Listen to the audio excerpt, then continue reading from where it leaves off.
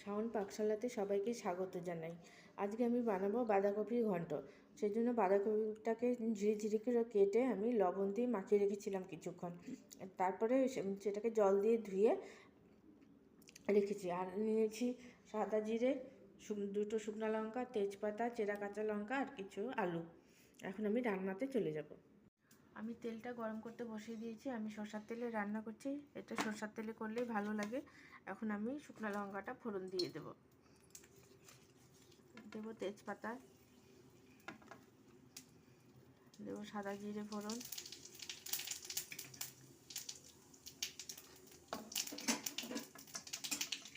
থেকে সুন্দর গন্ধ বেরোতে শুরু করছে। এখন আমি আলুগুলো ফ্রাই করে নেব।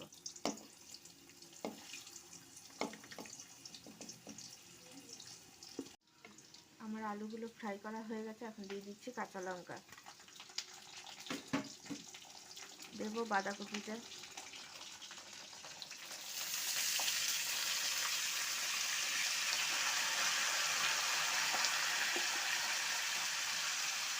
ভালো করে একটু নেড়ে নেব। দেবো স্বাদ মতো লবণ।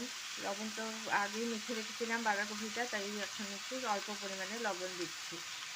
লবণ দিয়ে বাঁধাকপিটা মেখে রাখলে পরে তেলও কম লাগে, এতে রান্নাটাও খুব তাড়াতাড়ি হয়ে যায়। দেবো পরিমাণ মতো হলুদের গুঁড়ো,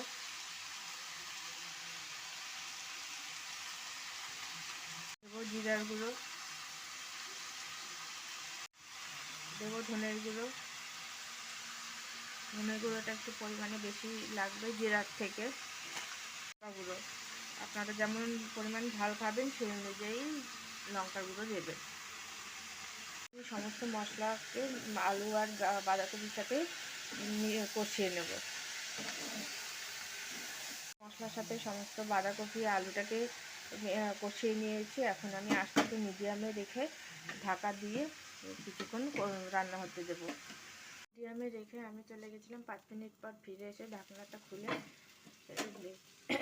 বাঁধাকপিটা হয়ে গেছে। এখন